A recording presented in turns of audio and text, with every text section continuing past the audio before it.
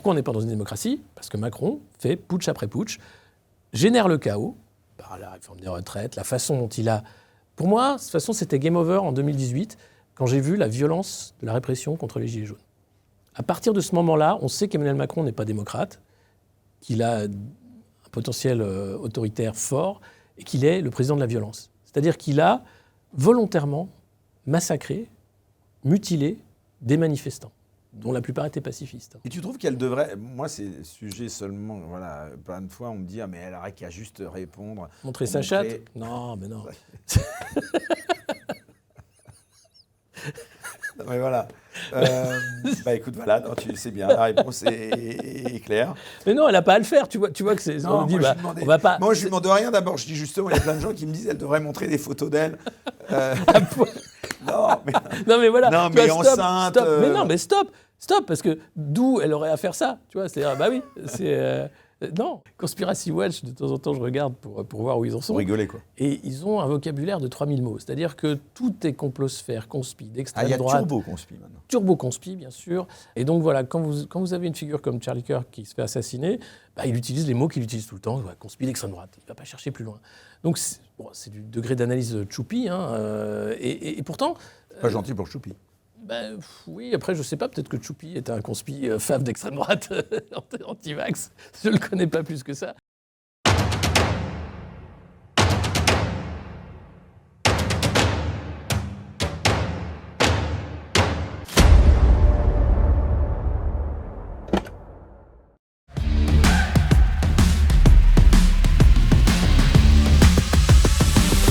We're gonna take on the world.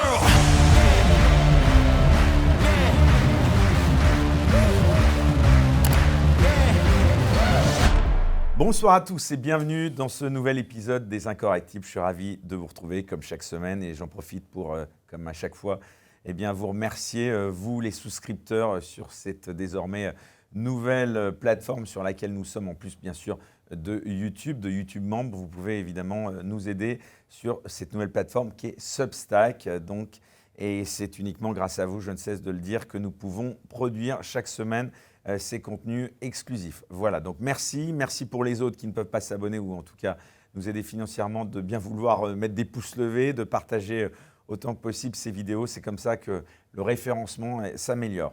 Alors, 10 jours après l'assassinat de Charlie Kirk, nous allons revenir avec notre invité ce dimanche sur les conséquences de ce drame. Une question s'impose, la violence est-elle en train de dicter sa loi au débat politique ? Nous parlerons aussi de la France, bien sûr, plongée dans une crise sociale et politique sans précédent, où le verrouillage médiatique alimente encore plus la défiance. La question est claire, sommes-nous encore en démocratie ?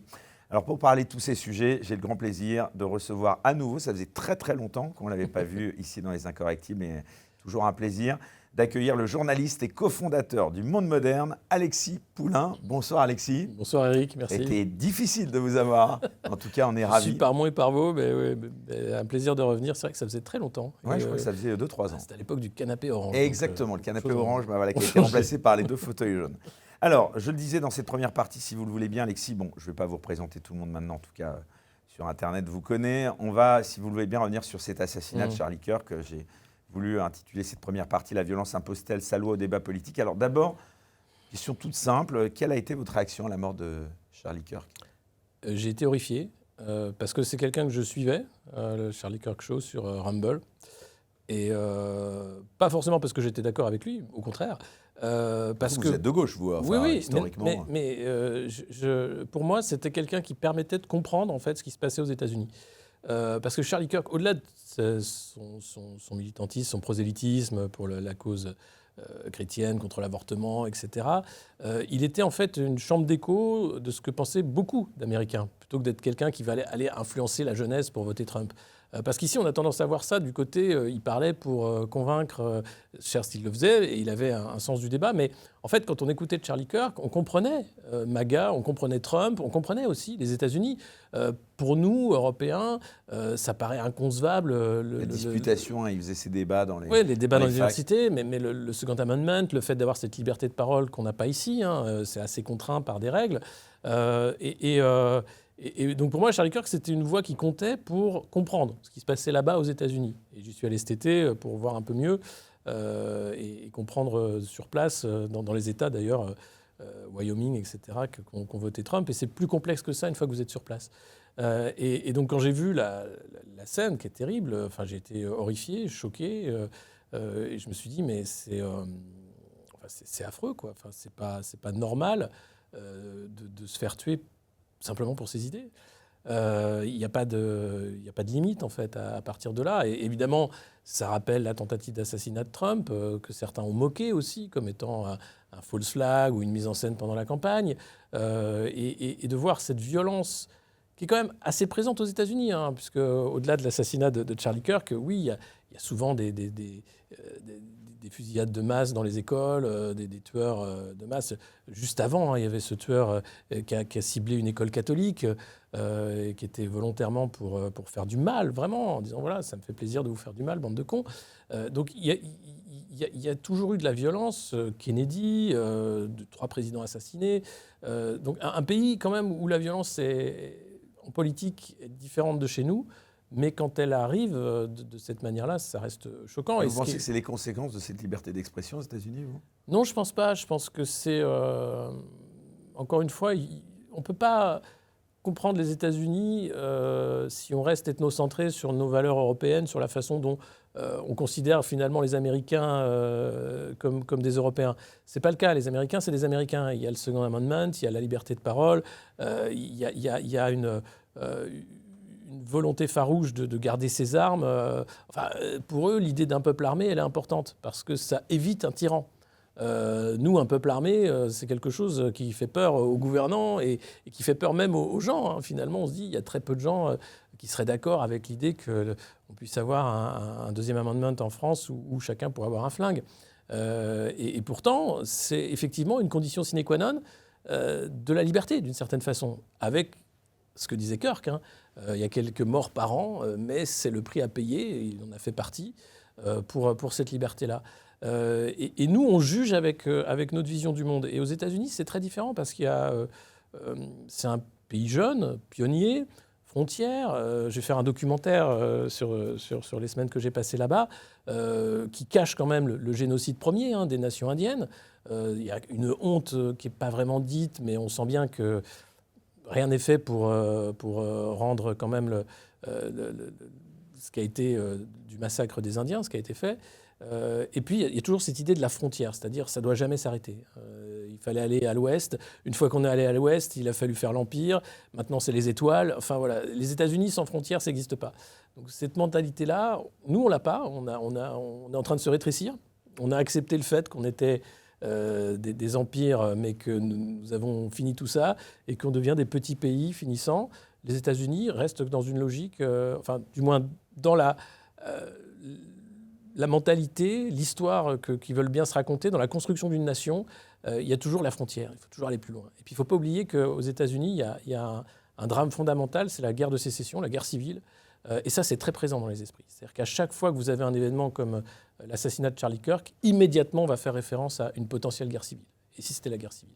Et ça, c'est quelque chose qui n'a pas été réduit, en fait. Parce que si vous regardez la distribution des États démocrates et républicains, particulièrement avec la base MAGA et Trump, vous avez le Nord et le Sud, qui n'a pas bougé d'un iota. Et vous avez une vision aussi du monde par rapport aux libertés, par rapport à plein de choses, qui est encore très marquée par rapport à ces deux camps qui ont fait la guerre civile. Et ça, on a tendance à l'oublier. Et pour eux, il n'y a pas si longtemps. Nous, notre acte fondateur, on va dire que c'est la Révolution française pour la France. On en parle beaucoup, on en fait des tonnes, etc. Même si après, il y a eu la Restauration, il y a eu plein de choses. Hein, mais globalement, le truc que tous les Français connaissent, c'est la Marseillaise, et ça vient de la Révolution française. Aux États-Unis, il y a la guerre civile, et puis après, il y a tout ce qui est de la construction d'une nation sur les mythes fondateurs, les grands présidents, la figure du cow-boy, la frontière, et puis la liberté. Hein. C'est ce principe de dire on est la nation de la démocratie et de la liberté. Et donc, tout ce que j'ai vu comme réaction de plateaux, de commentaires, etc., était quand même très à côté de la plaque. Vous iriez jusqu'à dire que c'est un martyr, comme Donald Trump l'a dit. Le grand penseur Dominique de Villepin a moqué justement Donald Trump suite à cet emploi de ce propos. Il n'y a pas à moquer des propos qui diraient que Charlie Kirk est un martyr. Oui, je pense qu'il est mort pour la cause qu'il défendait, la liberté de parole. Et encore une fois, il y a eu tellement de mensonges qui ont été dits sur lui. Le fait qu'il était pour la lapidation des gays, par exemple, alors qu'en fait, il parlait des écrits de la Bible en disant voilà jusqu'où ça peut aller sur les lois de Dieu. Donc, et il n'a jamais dit ça en réalité. C'est-à-dire que c'est beaucoup de morceaux tronqués, de choses qu'il a dites parfois pour dénoncer des choses. Et sa vision du monde, oui, était celle d'un prosélyte anti-avortement, conservateur, bien sûr. Mais il s'en cachait pas, il avançait pas à visage masqué et il était là pour débattre. Et c'était, voilà, quand même, comme je le disais en introduction, pour moi, une porte d'entrée pour comprendre les États-Unis. Et vous parliez des réactions justement sur les réseaux sociaux. On a aussi des réactions de nos champions habituels, confusés dès l'annonce de l'attentat, avant même que sa mort ne soit confirmée. Ouais. Tristan Mendès France écrivait déjà à l'influenceur conspi d'extrême droite Charlie Kirk vient de se faire tirer dessus. Et au Parlement européen, Nathalie Loiseau s'est insurgée contre la demande d'une minute de silence. Oui, alors ça, je comprends pourquoi elle l'a fait. Parce qu'en les deux, réalité, alors, Tristan Mendès France et Nathalie Loiseau. Pour Tristan Mendès France, on ne va pas non plus rester longtemps sur une ambulance. Non, mais c'est-à-dire que c'est marrant quand vous regardez Conspiracy Watch. Il a retiré son tweet. Hein, oui. Courage. Non mais Conspiracy Watch, de temps en temps, je regarde pour voir où ils en sont. Pour rigoler, quoi. Et ils ont un vocabulaire de 3000 mots. C'est-à-dire que tout est complosphère, conspi, d'extrême droite. Il y a turbo-conspi maintenant. Turbo-conspi, bien sûr. Vaccinosceptique ou anti-vax. Enfin, ils ont un vocabulaire extrêmement réduit où, finalement, puisqu'ils s'intéressent à la sphère conspi, tout est d'extrême droite et tout est conspi, et ça ne va pas plus loin. Et donc, voilà, quand vous avez une figure comme Charlie Kirk qui se fait assassiner, il utilise les mots qu'il utilise tout le temps, conspi d'extrême droite. Il ne va pas chercher plus loin. Donc, c'est du degré d'analyse choupi, et pourtant... Pas gentil pour Choupi. Oui, après, je ne sais pas, peut-être que Choupi est un conspi fave d'extrême droite, anti-vax. Je ne le connais pas plus que ça. Mais en tout cas, ça donne une idée de la pauvreté du débat intellectuel. C'est surtout ça qui est oui, alors après qu'il ait retiré, forcément, c'est honteux de faire un tweet pareil. Mais j'ai l'impression que tout ce qui n'est pas de la sphère de la bien-pensance du parti unique est forcément d'extrême droite et anti-vax. Ça devient ridicule. Et Nathalie Loiseau, je le disais, qui s'est insurgée contre cette demande de minute de silence.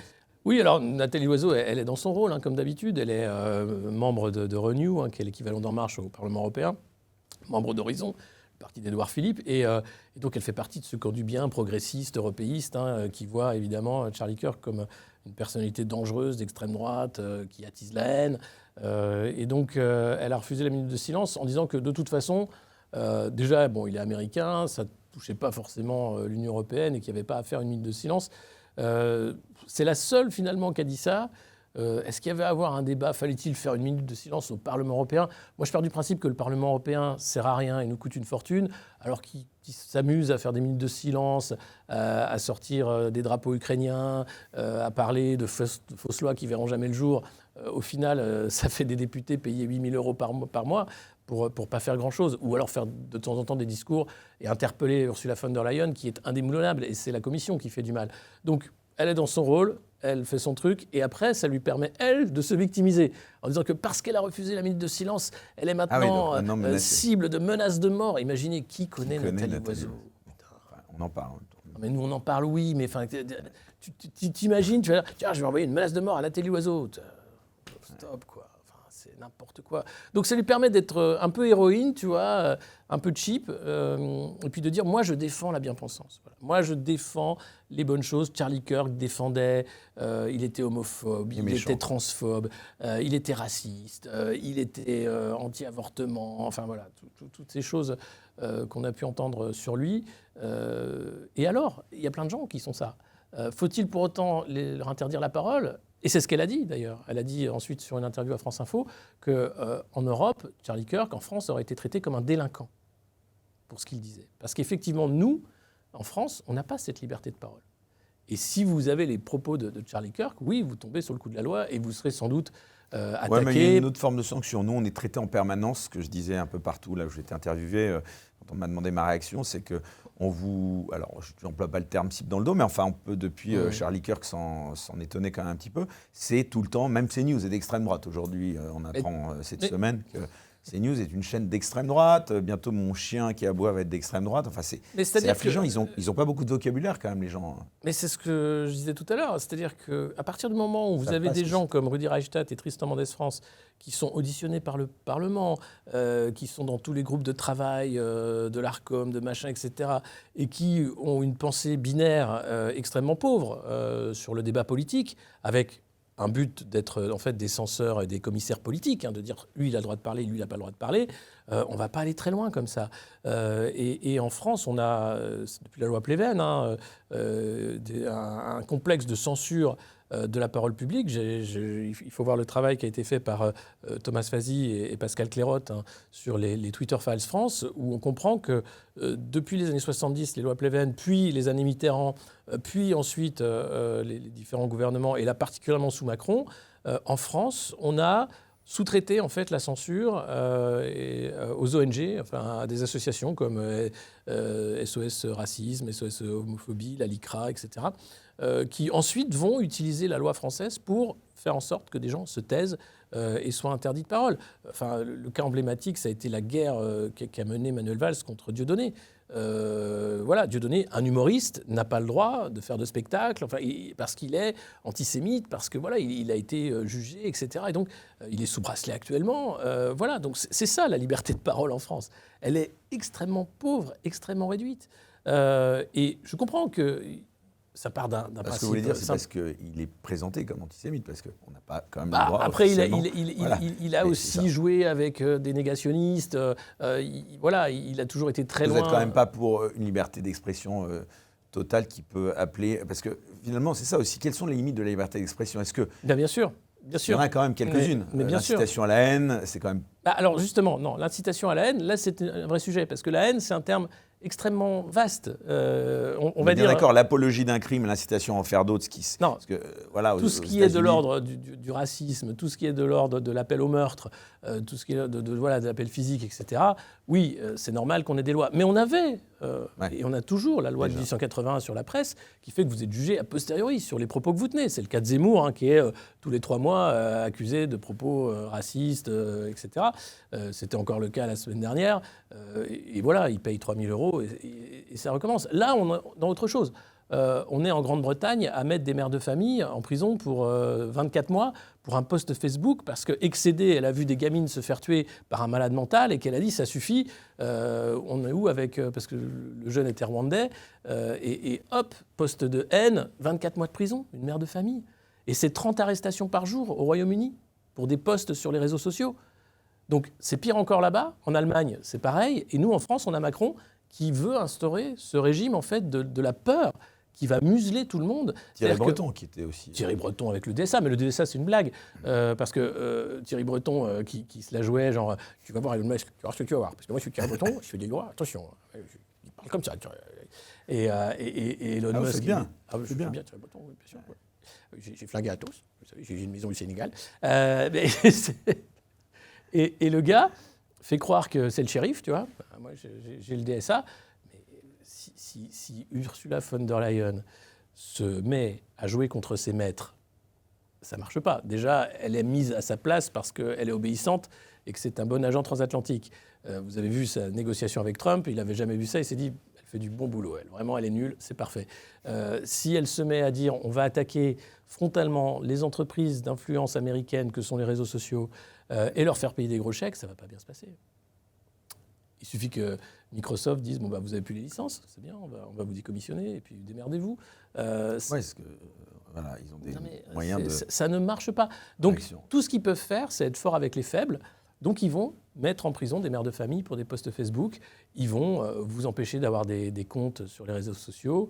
Ils vont vous accuser de discours de haine, etc. Mais à titre individuel. C'est Aurore Berger qui décide que certains comptes TikTok sont dangereux et qu'il faut fermer. Alors il y a une liste. Donc vous me fermez lui, mais... Delphine Ernotte qui qualifie donc CNews de chaîne d'extrême droite. C'est aussi pour... l'ARCOM a été utilisé pour censurer les médias Bolloré. C8 qui est tombé sous le coup de l'ARCOM, c'était une censure politique. L'ARCOM ensuite qui explique qu'elle est incapable de s'attaquer à la Kik, la plateforme, dans l'affaire Portmanov, où il y avait quand même de la torture en ligne avec des gamins qui regardaient ça, qui payaient pour ça, une personne qui n'avait pas la lumière à tous les étages et qui se fait maltraiter par des gens qui se disent être ses amis, et qui gagnent de l'argent en fait en le massacrant en public. Et là, personne ne peut rien faire. Avec Clara Chapaz, la ministre du Numérique, qui découvre le truc alors que ses services étaient au courant depuis plusieurs mois. Et c'est Mediapart qui était sur le coup et qui a fait le boulot, là, pour le coup. Et c'est du dysfonctionnement à tous les étages. Les flics sont venus 4 fois, le ministère était au courant, tout le monde était au courant, et il ne se passe rien. Par contre, quand Hanouna dit une connerie et que ça commence à... Ah, non, mais là, c'est l'extrême droite, il faut censurer. Donc, attention, tout ce qui est aujourd'hui du domaine des lois de censure, ou du moins de protection des publics, donc fermer, par exemple, TikTok à 22h, les médias sociaux interdits avant 15 ans, lutter contre la pédocriminalité et le narcotrafic, sont des excuses pour une censure politique. Et ça, c'est évident. C'est quasiment assumé. Et cette censure politique, elle peut aller très loin, y compris aux États-Unis, si on veut boucler le truc. C'est qu'aujourd'hui, moi, ce qui m'effraie dans les suites de l'assassinat de Charlie Kirk, c'est que vous avez Donald Trump et tout le camp MAGA, d'une certaine façon, qui est en train d'attaquer le free speech. Et de dire, attention... Alors, il y a 2 choses très différentes. C'est une chose de se réjouir de la mort de Charlie Kirk et de dire bien fait, ça c'est lamentable, mais c'est autre chose que de dire on n'est pas d'accord et on peut peut-être développer. Sur les réseaux sociaux, certains Américains sont réjouis de la mort, résultat, ils ont perdu leur emploi. Oui. Et pourtant, en France, plusieurs médias ont dit non, ils ont été virés parce qu'ils ont critiqué, ce qui est quand même pas vraiment la même chose. C'est pas vraiment la même chose. Et il y a les deux cas. Et là, l'étape au-dessus, c'est Donald Trump qui va classer les associations Antifa de terroristes. Et ça va très loin, parce que quand vous êtes terroriste aux États-Unis, ça veut dire que vous allez aller en tôle, avec peut-être potentiellement des peines de prison. Et ça, alors, selon vous, c'est justifié ou ça va trop loin ? Ça va trop loin. Ça va trop loin, parce que ça va permettre d'instrumentaliser cette mort pour une censure politique, avec une chasse aux opposants politiques. Alors, évidemment qu'il y a sans doute au sein de la mouvance Antifa des groupes dangereux, mais de dire que toute cette mouvance va être classée terroriste, c'est ce qu'il a fait avec le Venezuela. Ça permet à l'armée de tirer sur des bateaux de pêche en disant que c'est des narcotrafiquants et d'attaquer le Venezuela potentiellement à horizon 2026. Donc on est dans un moment extrêmement sombre où même le pays... Mais elle est où la frontière, d'après vous, Alexis Poulain, entre la liberté d'expression et l'apologie d'un crime ? Ah ben il n'y en a pas. L'apologie d'un crime, c'est l'apologie d'un crime. On est d'accord là-dessus. Et heureusement que la parole publique entre les est deux, encadrée. La frontière est ténue quand même. La frontière est ténue. Après, tous les gens qui vont faire des blagues sur la mort de Charlie Kirk, je trouve ça lamentable. Il faut rappeler qu'il avait 31 ans, 2 gamins, et que il n'y a pas à se réjouir de la mort de quelqu'un. C'est comme les gens qui sont allés taper la tombe de Jean-Marie Le Pen. Il n'y a pas à se réjouir de la mort de quelqu'un ou profaner la mémoire d'un mort. C'est vraiment obscène. Est-ce qu'on ne sort pas définitivement du champ démocratique dans ce cas-là ? Le champ démocratique, il est ce qu'on veut en faire. C'est-à-dire que à un moment, la démocratie, c'est la responsabilité de chacun. Et sachant que nous sommes dans des démocraties défaillantes, pour être gentil, parce qu'on pourrait dire qu'on n'est plus en démocratie, quand on voit la façon de procéder d'Emmanuel Macron, on n'est plus vraiment dans ça. Et puis, pour que la démocratie aille bien, il faut une information libre, il faut une éducation qui permette de produire des citoyens éclairés, réfléchis, qui aiment réfléchir et qui aiment s'informer. Et puis, il faut une liberté de parole. Et vous regardez, tout ce qui fait que normalement on aurait une démocratie saine n'existe plus. Vous avez une machine à produire des idiots, vous avez de la haine sur les réseaux sociaux, mais qui est encouragée par l'algorithme. Vous avez ensuite la censure de cette haine parce que ça ne va pas.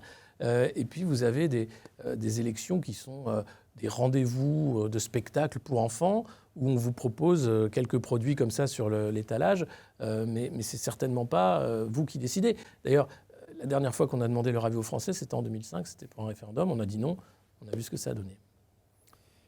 Sur justement ce narratif qui est en plus modifié par ces médias mainstream, notamment en France, et puis il y a aussi l'absence parfois tout court de vous savez, cette jeune Ukrainienne qui a été égorgée, on peut le dire, dans un métro aux États-Unis. Voilà, il n'y avait que 3 médias qui en parlaient sur les réseaux, sur Internet, quand on tapait Google Actualité la semaine de sa mort. Voilà, donc ça, que les médias français n'en parlent pas du tout. Comment vous expliquez ça ? Presque, en tout cas. J'explique ça par ce que disait un autre de ces informateurs du camp du bien, Je crois que c'est la Tronchambière, je ne me rappelle pas son vrai nom. Il est un vrai champion, lui. Un grand champion. Porte bien son nom. Avec Julien Pain, dont on a moins parlé d'ailleurs, mais qui faisait ce travail-là et qui disait, vous savez, si ce n'est pas dans les médias, méfiez-vous, c'est sans doute faux. Donc le rôle des médias mainstream, c'est d'éviter qu'une information capitale arrive au grand public. Et donc, on va tout faire pour choisir la hiérarchie de l'info, pour masquer certaines infos et pour faire monter d'autres infos. C'est là aussi la parole de Delphine Ernotte, la patronne de la télé publique, qui disait France 2, France Télé n'est pas là pour dire le monde tel qu'il est, mais dire le monde tel qu'on aimerait qu'il soit. D'où les programmes woke, d'où la façon d'anglais, d'où le journal de Léa Salamé, le 20h de Léa Salamé. Voilà, c'est une façon de faire de la propagande. Alors, ils ne disent pas ça comme ça. Pour eux, c'est de l'information, c'est de la propagande, une propagande soft, mais c'est de la propagande. Et donc, évidemment, quand vous avez une information qui va aller à l'encontre de la propagande, elle est dangereuse parce que tout le récit, tout le narratif s'écroule. Donc, il ne faut surtout pas en parler. Et il faut vite passer à autre chose ou essayer de masquer ça sous mais c'était un schizophrène, vous comprenez. Alors qu'il a dit j'ai eu la fille blanche, je l'ai buté juste après l'avoir égorgé. Après avoir eu 14 condamnations. Oui, sans compter le rôle de la justice qui est aussi lamentable aux États-Unis qu'en France. Pour revenir à ce drame sur Charlie Kirk, avant de passer à l'acte, l'assassin présumé de Charlie Kirk, justement, est posté. Là, il est quand même condamné, il risque une condamnation à mort. Je disais ça, même presque ironiquement. A posté sur Discord, j'ai l'opportunité d'éliminer Charlie Kirk et je vais la saisir après la fusillade dans des échanges de textos. Tyler Robinson donc, a revendiqué les tirs et expliqué sa motivation. J'en ai eu assez de sa haine. Certaines haines ne peuvent pas être négociées. Ces derniers mots, est-ce qu'ils vous effraient ? Annoncer l'assassinat d'un adversaire politique, qu'est-ce que ça dit, encore une fois, de notre société Ça dit de la bêtise. C'est-à-dire que quand vous n'avez plus la capacité d'écouter une pensée divergente, et simplement de répondre avec des mots, et donc de la processer par votre cerveau et de dire je ne suis pas d'accord, mais je vais expliquer par A plus B pourquoi je ne suis pas d'accord et pourquoi on doit en débattre, et que vous utilisez la violence, c'est juste, je pense, les prolégomènes de l'effondrement de nos sociétés occidentales. C'est-à-dire qu'on est dans la bêtise, l'ère de la bêtise. Mais il suffit n'y a pas un problème générationnel aussi ? Je ne crois pas. Je crois que vraiment, il y a un abrutissement généralisé. Il faut voir regardez, généralement, les responsables politiques sont le reflet de la société dans laquelle ils sont. Quand vous avez des influenceurs comme Jordan Bardella, Gabriel Attal, ces gens-là ne sont pas des hommes politiques ni des hommes d'État, ce sont des influenceurs. Et donc on est dans l'ère de l'influence. Sur Jordan Bardella et Gabriel Attal. Oui, c'est des gens qui ont fait de la politique depuis le plus jeune âge, qui sont très peu présents sur les bancs du Parlement européen, qui ne sert à rien, donc pas plus mal. Pour le reste, Gabriel Attal, nommé Premier ministre, on ne sait pas pourquoi, enfant chéri du Bilderberg, il n'est pas là pour faire de la politique, il est là pour faire de la propagande, de l'influence, pour dire que la France doit changer, doit rentrer dans le moule, etc. On ne peut pas lui reprocher d'avoir un engagement politique. Pour moi, c'est pas ça, politique. Politique, c'est quelqu'un qui Bardella aussi, vous dites. Oui, Bardella, c'est pareil. Il suit le mouvement. Il faut voir comment il est en train de dénaturer tout ce qu'a été le RN sur la question européenne, sur beaucoup de choses. Jordan Bardella, c'est un influenceur. C'est pas non plus un homme d'État. Ça va s'arrêter à quoi ? À manger des schtroumpfs et puis expliquer qu'il faut attention, le Frexit surtout pas, et puis il va falloir travailler plus. Et puis, on est dans la même novlangue. D'ailleurs, le débat Bardella-Attal disait tout. C'était les deux faces d'une même médaille, en quelque sorte. Donc, c'est parce qu'il est jeune ou parce qu'il n'a pas travaillé ? Non, je pense que c'est parce qu'il est le reflet de son époque. Je ne le critique pas pour ce qu'il est. Il est simplement le reflet de son époque. Donc, il est un influenceur. Il n'est pas un homme d'État. Un homme d'État, c'est quelqu'un qui va être plutôt du côté de l'action ou bien de la réflexion intellectuelle, qui va essayer de penser plus loin et qui ne va pas suivre le courant en disant on doit faire à peu près ça parce que c'est ce qui fait qu'on va surnager dans la boue actuelle qui nous emmène potentiellement vers une troisième guerre mondiale. À un moment, il faut réfléchir et se dire mais qu'est-ce qu'on peut faire ? En tout cas, il est en tête de tous les sondages. Oui, mais qu'est-ce que c'est que les sondages si ce n'est de l'influence ? On est dans un système où on vous vend en fait des produits, où on va vous vendre une guerre, c'est ce que disait Julian Assange, personne ne veut faire la guerre, donc on a une campagne marketing de la guerre. C'est pareil pour la politique aujourd'hui, on est dans le monde de l'influence et vous avez des personnalités qui reflètent ça. Enfin, Marlène Schiappa à la tête d'un ministère, à quel moment c'est normal ? Aujourd'hui, elle fait les traîtres sur M6, elle est chroniqueuse chez Hanouna, c'est sa place. Mais ministre, est-ce qu'un jour ça a été sa place ? Non. Voilà, donc à partir du moment où on accepte ça, Emmanuel Macron... En même temps, Donald Trump, il présentait des appendices. Mais on était aux États-Unis. Attention, Donald Trump, c'est autre chose. Donald Trump, déjà, c'est la figure du businessman. Il incarne quelque chose. C'est vraiment les États-Unis, d'une certaine façon. Et puis, il a toujours eu ce rapport aux médias. On le sait, c'est pas nouveau. D'ailleurs, c'est un pari quand il part pour l'investiture républicaine. Voilà, il y avait Tapie, mais c'est quand même des personnalités.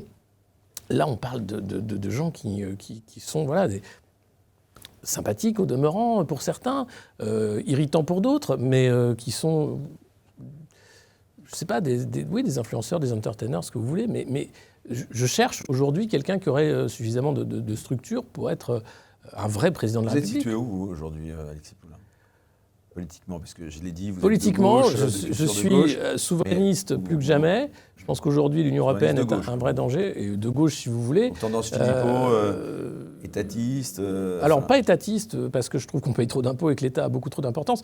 Je suis plutôt anard, en fait. Non, mais plutôt anard. D'accord. Mais alors, c'est qui sur l'échiquier politique ? C'est Asselineau, c'est Dupont-Aignan, c'est Philippot ? Non, c'est... je pense qu'il faut... Peut-être Philippe de Villiers ? Non, c'est très bien, mais Philippe de Villiers, il a fait une pétition pour vendre son livre, c'est malin aussi, c'est très, très malin. Et là encore, tiens, la pétition de Villiers, des millions de signatures, et on dit « Ah oui, mais c'est des fausses signatures parce qu'on ne sait pas avec France Connect, etc. » Mais c'est quand même des millions, on va dire que ce n'est pas des fermatrolles. Et immédiatement, les médias mainstream vont traiter ce sujet fondamental de l'immigration sur... C'est pas sérieux, en fait, faut pas en parler, ou faut vraiment pas arriver à... c'est catastrophique, en fait. Donc non, moi, oui, où je me situe... alors, je pense que celui qui a le plus de vista politique actuellement, c'est Jean-Luc Mélenchon, pour sa façon d'aller contre, systématiquement, avec des positions extrêmement clivantes sur la Palestine, mais on voit aujourd'hui où ça le mène, et avec une visée révolutionnaire. Enfin, finalement, lui, il reste... après son OPA sur le PS qui a parfaitement réussi, le PS le hait parce qu'il a réussi à vider le PS de sa substance, il dit voilà, moi je vise à la fois les élections mais aussi des mouvements insurrectionnels et si on arrive à faire une révolution de cette façon-là, pourquoi pas, révolution certes socialiste de gauche, mais il y a une réflexion, il y a l'institution de la Boétie, enfin il y a beaucoup de choses qui se passent de ce côté-là. De l'autre côté, effectivement, du côté souverainiste, il faut saluer le travail d'Asselineau sur 17 ans. Enfin, sans lui, on serait encore plus loin à parler du Frexit aujourd'hui. Ça commence à venir. Enfin voilà, c'est un travail de longue haleine qui porte ses fruits avec plein de chapelles souverainistes. Mais ce qu'a fait Asselineau avec l'UPR, c'est un travail exceptionnel. Et sachant qu'évidemment, il n'y a jamais eu d'écho médiatique, il n'y a jamais eu de transition dans les urnes, mais le travail culturel, intellectuel sur la question européenne, s'il ne l'avait pas fait... Philippot appelle à une primaire des souverainistes pour qu'il n'y ait qu'une seule candidature. A priori, ça ne se présente pas bien, ça se présente plutôt mal. Non, ça se passe... Mais comment vous expliquez ça, qu'ils ne soient déjà pas capables de faire l'union entre eux, quoi ? Alors, je pense parce qu'ils partent du principe qu'il faut jouer avec les règles du système. C'est pour ça que j'aime bien Mélenchon qui joue avec les deux, c'est-à-dire le côté insurrectionnel et le côté on va jouer avec l'élection, mais il faut faire peur aussi. Il faut à un moment avoir une autre stratégie. Et là, aujourd'hui, le camp souverainiste n'a pas la taille, la capacité, à la barrière médiatique pour jouer le jeu des urnes, en fait. Et donc, vous voyez, à chaque élection, il n'y a aucun élu souverainiste. Non, mais même s'ils étaient ensemble, je ne suis pas sûr que ça ferait un score. Et pourquoi ? Parce que ce que je vous disais, le mur médiatique, parce que effectivement les chapelles, et il y avait un reportage qui avait été fait par Mike Borowski sur c'est quoi le souverainiste pour vous. Donc il fait un micro-trottoir, et pour les gens, mais ils partaient dans des trucs...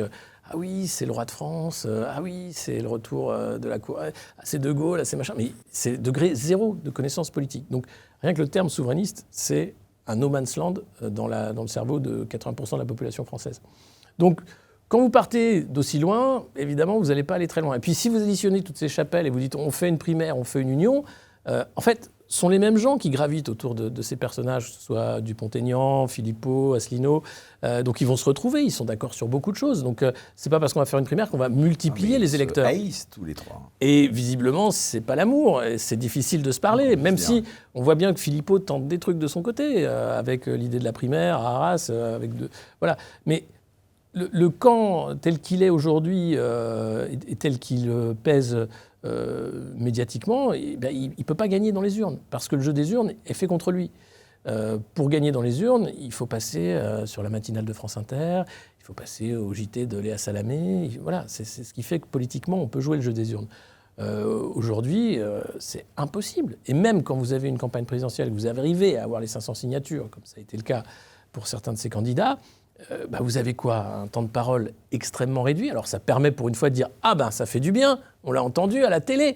Mais c'est une blague. C'est-à-dire que ça permet d'entretenir l'illusion démocratique, de faire croire que toutes les voix sont entendues, mais le reste de l'année, personne ne vous écoute, personne ne vous voit. C'est une censure, là encore. On parlait de la propagande médiatique, de l'agenda. Vous n'avez jamais d'invité souverainiste sur les plateaux. Alors de temps en temps, Philippot qui va être invité sur CNews, mais rien, sinon rien. Et pourquoi? Parce que le jeu médiatique qui est lié au jeu politique fait que pas d'élus, pas de voix, pas de visibilité. Et même si vous avez des élus, vous voyez que le jeu est fait pour le gagnant. C'est-à-dire plus vous avez d'élus, plus vous avez de temps d'antenne. Donc c'est dingue. C'est-à-dire que ça ne peut pas marcher en fait. Donc vous, avec vos idées, vous arrivez et vous jouez le jeu des partis. Bon courage, bon courage. Et faire aujourd'hui ce qu'a fait Jean-Marie Le Pen avec le FN à l'époque, je pense que c'est impossible. Parce qu'il a pu le faire, parce qu'il est passé à droit de réponse, parce que Mitterrand l'a poussé aussi pour emmerder Chirac. Mais aujourd'hui, vous faites un parti, vous vous lancez, personne ne vous aidera et les médias vous fermeront leurs portes. Enfin, les médias de grand public vous fermeront leurs portes. Pour revenir aux États-Unis un moment, est-ce qu'on peut encore éviter une guerre civile justement en Amérique? Mais oui, il n'y a pas de guerre civile. Beaucoup de gens la craignent, hein, vraiment. Oui, mais parce que je vous expliquais que c'est un vrai trauma qui reste très présent en fait. Il y aura un avant et un après Charles Kirk. Oui, ça c'est sûr, et on le voit déjà dans les lois, dans le questionnement du free speech aussi, et puis la politisation de la justice sur des opposants politiques. Donc oui, il y aura un avant et un après, et surtout aussi par rapport à la base MAGA qui va se sentir investi d'une mission et dire justement, il est mort en martyr, donc je dois poursuivre son travail. Donc il va y avoir 1000 Charlie Kirk qui vont sortir là dans les années qui viennent et qui vont faire ce travail-là. Donc la polarisation politique aux États-Unis, elle est réelle, elle est importante. Mais sur le terrain, moi ce que j'ai pu voir, c'est des gens beaucoup plus contrastés qui certes peuvent être trumpistes, mais sont contre plein de politiques, notamment dans le domaine agricole, ou qui vont être démocrates, mais totalement déçus par ce qu'a pu faire Joe Biden. Enfin, c'est comme chez nous, c'est-à-dire que les gens ne sont pas noirs ou blancs, et ils peuvent encore s'entendre et se parler. Il n'y a pas cette haine-là qui est palpable, sauf chez certaines personnes extrêmement dangereuses et totalement déséquilibrées, qui sont prêts à tuer des gens pour leurs idées. Mais je ne crois pas qu'ils... Enfin, quand on voit certains députés de la France Insoumise, pardon Alexis, pas loin d'être vraiment très très violents quand même. Lesquels ? Quand on voit les propos de, je sais pas, Raphaël Arnaud... Ouais, mais Raphaël Arnaud, parce qu'il vient de son passé Antifa, donc il s'amuse à ça. Oui, enfin, il est quand même député. Il est député, ouais, c'est vrai. Ouais. Mais il n'appelle pas au meurtre, il n'appelle pas non plus non, ce mais genre de choses. Est-ce que sur des esprits faibles, le fait d'employer continuellement ce que je disais, tout ce narratif d'extrême droite, de fasciste, voilà, sur des déchets de la Mais tout le monde est... Non, mais alors, moi je trouve que là, ça arrive... Tyler Robinson, ouais. des esprits faibles, ils se disent, voilà, tiens, il m'a dit qu'Alexis Poulain, c'était un sale facho, un sale nazi, allez, je vais lui mettre une balle. Moi, je crois pas... Il y a des gens qui sont complètement Oui, il y a des gens barrés, qui sont complètement barrés, mais je voudrais rappeler que c'est la même chose à l'inverse. C'est-à-dire que dire que lui, il est d'extrême droite, il faut lui mettre une cible dans le dos, c'est scandaleux, mais vous avez eu une tentative d'assassinat de Mélenchon qui a été déjouée. Vous aviez un groupe d'extrême droite qui vous laisse le faire. Non, mais c'est-à-dire que cette polarisation, elle vaut sur les deux camps. Non, mais elle vaut sur les deux camps. Il y en a combien de côté Ah, mais je pense qu'il y en a beaucoup. Parce qu'à ce moment-là, vous pouvez partir du principe de dire peut-être que Nathalie Loiseau a vraiment reçu des menaces de mort. Peut-être. Et la polarisation du débat fait qu'on en arrive là. Après, quand on est député... pardon, vous voyez tous ces influenceurs, quand on est député, on voit bien que ceux qui sont menacés, c'est Alice Cordier, c'est Éric Tegner, c'est Marguerite Stern, c'est Dora Muto. Ouais, plutôt des emblèmes de l'extrême gauche, hein. Pardon. Non, je me trompe? Non, mais celui qui avait quand même un billet sur sa tête, ça a été Mélenchon, et ça a été quand même, des gens se sont allés en prison. Donc il ne faut pas non plus nier que la violence est des deux côtés. Ceux qui font des tweets innommables, abjects, sont des influenceurs pour le coup Je crois qu'il y a tout, parce que vous pouvez trouver aussi des trucs assez crasses. Quand vous allez dans les bas-fonds de X, anciennement Twitter, vous trouvez vraiment des trucs vraiment terribles, particulièrement aux États-Unis. Hein. Et c'est la liberté d'expression. Là-bas, chez nous, comme je vous dis, c'est contraint. Il y a un jeu, et effectivement, il y a une violence qui est réelle, qui est pas à nier. Et ces discours de haine, si on dit que c'est des discours de haine, enfin le fait de dire lui il est d'extrême droite, lui il est d'extrême gauche, enfin... ça ne veut pas dire la même chose. Alors là, c'est là ouais, que je m'insurge. Je sais pas. Non, c'est pas la même chose de dire de quelqu'un d'extrême gauche. Non, extrême droite, on sait très bien. J'ai l'impression que dans la logique de Retailleau, ça n'a pas du tout la même je sais pas. signification. Je sais pas, parce que tout est d'extrême droite, j'ai l'impression, y compris l'extrême gauche. Ça, c'est vrai. Donc on arrive à un moment où ces mots-là, même... Il y a même l'extrême centre maintenant. Oui, bah voilà, tout est extrême. Mais parce que on refuse en fait le champ démocratique. Plus on va censurer, plus on va contraindre la parole, plus on va mentir, plus on va être hypocrite, plus on va être dans le déni du réel. Ça voudrait dire que la France pourrait être un jour d'extrême droite, c'est-à-dire que tous les Français seraient des nazis en puissance, des racistes, des fascistes. Enfin, ça n'a pas de sens. On est d'accord ? Ben, ça n'a aucun sens. Tout comme... c'est la pauvreté du débat. Et c'est l'imbécilité grandissante qui fait que idiocratie, on n'a plus les mots pour débattre, donc on utilise la violence. Et oui, c'est inquiétant parce que généralement, ce qui se passe aux États-Unis, on le récupère 5 ans après, il y a toujours un petit décalage, donc on peut être inquiet pour 2027 et la campagne de 2027. Plein de débats connexes, on va dire, qui vont s'immiscer dans le débat maintenant. La peine de mort, elle va être requise par la justice américaine, c'est évident à l'encontre de Taylor Robinson. Oui. Du coup, on va en reparler de la peine de mort, je pense. Ben, la peine de mort, évidemment, parce qu'en plus, là, on va fêter l'anniversaire, on fête l'anniversaire de la peine de mort, de l'abolition en France avec Badinter, et on voit encore un drame qui aurait pu être évité avec un violeur en série qui sort de prison, il avait pris 30 ans, il sort au bout de 15, et 1 an après sa sortie de prison, il commet l'irréparable. Ça commence à faire beaucoup. Voilà, enfin, les défaillances de la justice commencent à agacer les Français, et encore agacer, c'est un terme léger. Et quand on voit qu'on va payer, nous, contribuables, la vie de Nordal Lelandais qui fait des gosses en prison, qui maltraite sa femme, qui joue à la pétanque avec Michel Fournier ou je ne sais pas quoi, on dit mais pourquoi on les laisse vivre en fait, ces merdes ? Et parce qu'on est la civilisation, parce qu'effectivement, prendre une vie pour une vie, c'est pas ça qui rend la justice.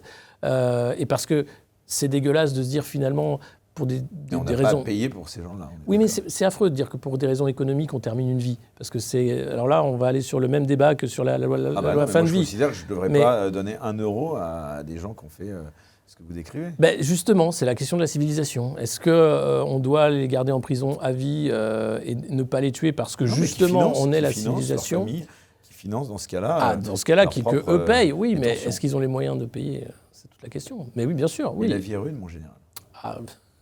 Avec des travaux d'intérêt généraux. Mais de là à laisser une cellule familiale à Lelandais pour qu'il refasse un gosse, enfin, mais s'il vous plaît. Non, quoi, non.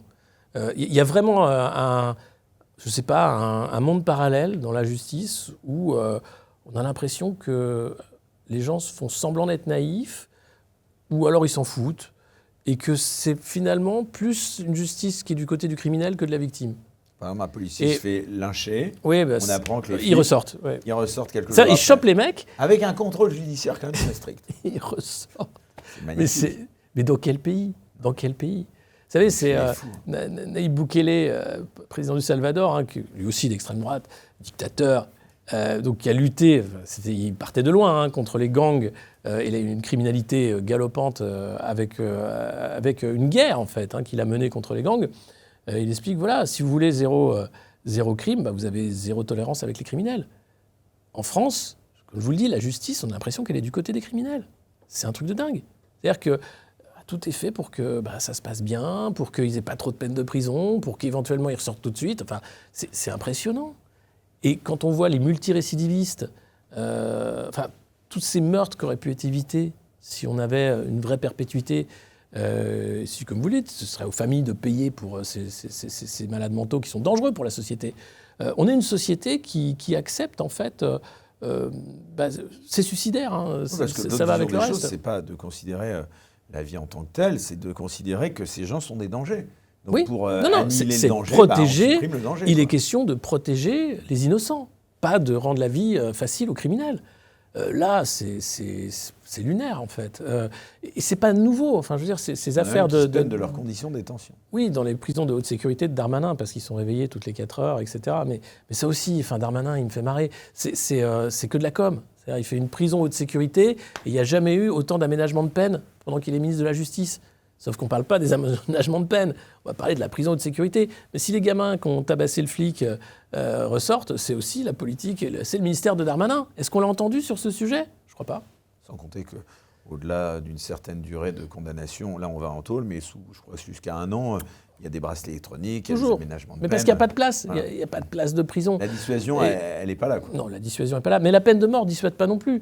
C'est pour ça, c'est une question philosophique. Non, mais c'est une question philosophique. C'est-à-dire que prendre la vie de quelqu'un parce qu'il a pris la vie de quelqu'un d'autre, est-ce que c'est rendre la justice? Bon, pas forcément. Certains vont dire oui. Hein. Oui, certains vont dire oui, mais c'est la loi du talion. C'est une façon de voir. Il y a beaucoup de pays qui le font. Absolument. La France a choisi de ne pas le faire. Et c'est vrai que quand on regardait, après vous avez plein de récits sur les exécutions, sur la façon... on utilisait la guillotine jusqu'aux années 70. Ravaillac, c'était pas une injection létale. Hein. Ah non, c'était autre... Là, c'était plus raffiné. C'était un spectacle, c'était autre chose. Mais bon. La mise à mort était un spectacle. Parce que je vais même vous dire, allez, si j'osais me mettre... Alors je sais que je vais être méga provoque, mais le type donc Tyler Robinson qui a buté... moi je dis que c'est pas... Même s'il est condamné à la peine de mort, la mort ne sera pas tout à fait... comparable. Hein. Bien sûr que non. Mais une injection létale avec la sédation, c'est exactement ça. C'est-à-dire qu'on va pas... vous voyez ce que je veux dire? Bien sûr, mais on ne va pas revenir à la place de Grève avec le supplice de la roue, avec voilà. Ça veut dire qu'on a choisi aussi une civilisation qui mettait à distance la violence. La peine de mort, c'est ultra violent, mais le meurtre est ultra violent. Or, le problème aujourd'hui, c'est que on voit bien qu'on est une société, certes, qui, on peut dire, moins violente, mais encore extrêmement violente, où la justice est de plus en plus défaillante. C'est-à-dire que sur ces aménagements de peine, c'est dramatique. Et sur la façon dont sont traités des criminels, mais qui ne devraient pas être traités comme ça. Enfin, je suis désolé, Nornald Delandais, il n'a pas à avoir tous ces avantages en prison. Enfin, c'est obscène, quoi. Il y a un côté obscène. Et puis alors, il y a le débat qui se déplace aussi maintenant dans la vie civile, université, association, médias, évidemment. Est-ce qu'il propage encore le savoir et l'information ou une vision totalement permanence militante qui attise la colère? Des universités? Je pense au wokisme dans toutes ces facs, où bon là c'était plus par rapport évidemment au conflit israélo-palestinien, mais je veux dire, est-ce qu'on ne déplace pas le sujet de débat dans des lieux qui ne devraient pas être ces lieux pour débattre, quoi. Enfin, je veux dire, et paradoxalement, c'est là où, justement, Charlie Kirk... bien sûr, parce que l'université, c'est le lieu du débat, c'est le lieu de la parole contradictoire, c'est le lieu de la réflexion. Donc non, au contraire, ce sont des lieux qui sont faits pour ça. On installe de la politique dans ces facs. Ça a toujours été. Mais le problème, c'est si ça ne devient que ça. Et si ça se résume à affirmative action, on va te promouvoir, tu vas avoir un diplôme simplement parce que tu fais partie d'une minorité qui doit être promue selon les quotas, machin. Ça, c'est du délire. Non, la réalité, c'est que ces lieux-là doivent être les lieux du débat contradictoire, mais aussi les lieux du savoir. Et la question que vous posez, c'est est-ce que c'est encore des lieux du savoir? Oui, parce que c'est du côté aussi fac que dont je parlais. C'est de dire, est-ce qu'on n'assiste pas à une dérive, justement, où certaines institutions façonnent plus les esprits que les former au débat, justement. Oui, alors non, parce que je pense qu'il y a forcément des profs... Je pense qu'il n'y a pas beaucoup de gens dans la mouvance de Charlie Kirk, à Paris. Je sais pas. Au hasard. Je sais pas, mais... je pense que le pauvre Charlie Kirk, apprenti à Sciences Po, c'est bien du courage. Hein. Oui, alors après, voilà, il y a des choix comme ça de certaines institutions qui sont effectivement incompréhensibles, mais... vous iriez faire ce que fait Charlie Kirk dans certaines facs, vous? Oui. Peut-être, mais en France, vous savez, même François Hollande se fait interdire de fac. Hein. Donc, on a de la marge. Hein. C'est-à-dire qu'à partir du moment où vous essayez d'avoir un débat, d'avoir une parole publique, c'est déjà un problème. C'est d'ailleurs marrant, excuse-moi, puisqu'on se tutoie, on ne va pas mentir, c'est marrant que tu parles de François Hollande, Alexis, parce que, bon, déjà, c'est marrant en soi de parler de François Hollande, ça c'est factuel, mais ce qui est dingue, c'est que justement, moi, il y a un truc qui m'a évidemment choqué, c'est quand, évidemment, la plupart de mes dire, mes opposants, ou en tout cas néanmoins parfois amis qui n'ont pas du tout mes opinions, on dit « Ouais, mais Tyler Robinson, c'est incroyable ce que tu dis. Au contraire, ce que tu dénonces, c'est l'opposé. On découvre que sa famille était mormon, était plutôt trumpiste, était plutôt archi-conservateur, etc. » Et je leur ai dit « Mais c'est absolument dingue parce qu'aujourd'hui, on est en train de... » Enfin, c'est comme si on disait par exemple François Hollande, voilà, personne ne rappelle que son père était Algérie française, d'extrême droite. Est-ce que quelqu'un irait jusqu'à remettre en question l'engagement à gauche de François Hollande? Donc c'est absolument dingue qu'avec avec des balles et des cartouches qui sont... Enfin là, ça paraît quand même une évidence. Et le type, il peut être complètement d'extrême gauche en ayant toute une famille. Au contraire, par réaction, il était en colloque avec une nana, enfin plutôt un mec qui est devenu une nana, on ne sait plus trop. Bon, il peut avoir été complètement endoctriné par le côté wokiste de l'histoire et puis avoir été complètement retourné, quoi. Ce qui semble être le cas, d'ailleurs, et avec donc, le fait qu'il avait c'est pas son environnement trumpiste et de famille qui est responsable. Son environnement trumpiste est responsable de sa qualité au maniement des armes. Ouais, bon, parce qu'il a appris à tirer avec sa famille. Tous les gens, allez dire à tous les gens qui manient des armes, qui sont des tueurs en puissance. Je dis pas ça, je dis juste que s'il était woke, généralement... il n'aurait pas forcément eu cette capacité. Ouais, voilà. Donc là, c'est différent. Mais oui, c'est complètement débile de dire il vient de là, donc il est là. C'est ça. Mais ça va encore plus loin. En France, enfin, on peut se marrer, mais en France, il y a quand même parce que quand même, Alex, je ne sais pas si vous avez ce guignol, là, Sergueï Girnov, sur LCI, qui a quand même, pardon, je t'ai interrompu, mais qui laisse entendre que finalement, c'est bien fait pour toute lui, cette haine et tout ça, il ne faut pas s'étonner de se prendre... Donc il limite va cautionner ce type de violence, quoi. Ah mais Sergueï Girnov, de toute façon... c'est un grand penseur, ça aussi. Voilà, mais qui en plus, là, est en train d'être un peu dans la sauce, puisque j'ai un ami journaliste qui l'a dénoncé quand il avait 14 ans. Il a eu affaire à Sergueï Girnov, et ce serait un pédo. Donc là, ça va souffler pour Sergueï Girnov. Non. c'est des accusations graves, là. Ah oui, grave, mais sourcées. Qui a dit ça, Stéphane Luçon, un journaliste basé en Roumanie, avec qui j'ai pas mal parlé lors des élections roumaines, puisqu'il a pu voir de près l'ingérence européiste, ce qui s'est passé là-bas. Et là, récemment, il a eu le courage de faire dans une note ce qui s'est passé, puisque ses parents avaient accueilli Girnov à l'époque où il était un ancien du KGB. Bon, ça en tout cas, ce sont des accusations quand même si graves que, évidemment... Mais il les maintient, et j'espère que Girnov aura affaire à la justice, voilà. Mais je ne sais plus ce qu'était la question. Ah oui, sur le fait de dire c'est bien fait pour lui, parce que... de laisser entendre, enfin, pas vraiment comme ça, mais de laisser entendre que finalement, cette haine, finalement, quand on parle avec un discours de haine, finalement, il ne faut pas s'étonner de se prendre de la haine en retour, quoi. Voilà un peu le raisonnement. Oui, mais non, en fait, c'est ce que je vous disais sur le discours de haine, définir discours de haine. Le problème, c'est ça, c'est qu'aujourd'hui, tout est d'extrême droite, tout est discours de haine. Enfin, vous allez dire un truc sur... regardez la façon dont est traité J.K. Rowling, qui a créé Harry Potter, simplement parce qu'elle explique qu'il y a des femmes et des hommes biologiques, et que le reste, c'est des femmes et des hommes trans, mais on ne peut pas dire qu'une femme trans est une femme. Rien que le fait de dire ça fait que, ça y est, elle est pourrie. Tous les acteurs d'Harry Potter lui crachent dessus alors qu'ils doivent leur carrière à ce qu'elle a écrit. Enfin, c'est dingue, c'est-à-dire que même des positions qui peuvent s'entendre, je veux dire, oui, la nature étant ce qu'elle est, voilà, il y a des X, des Y, des XY, il y a plein de choses, mais sur le genre, par exemple, très vite, ça devient du discours de haine. À partir du moment où vous mettez en cause... L'endoctrinement idéologique ne peut pas fabriquer cette radicalité. Clairement, on a l'impression que, oui, la radicalité aujourd'hui vient du fait aussi que argumenter devient impossible. C'est-à-dire que vous ne pouvez pas répondre à ça. Vous dites, écoutez... la nature a fait qu'il y avait des mâles, des femelles, des hermaphrodites. Voilà, c'est la nature. Après, oui, dans la nature, vous avez aussi l'homosexualité, etc. Est-ce qu'il y a des opérations de réassignement de genre dans la nature ? Non, ça c'est un truc culturel créé par l'humain. Voilà. Est-ce qu'après, il y a des dysmorphies, des problèmes de genre ? Oui, ça existe aussi, mais est-ce que ça touche comme ça une population, une civilisation entière ? Non. On veut en faire un débat civilisationnel. Ce n'est pas le cas. Que effectivement, des gens qui sont en souffrance aient un parcours de soins, puissent être traités, changer de genre, très bien, on peut le faire. C'est encore une fois une des magies de la civilisation.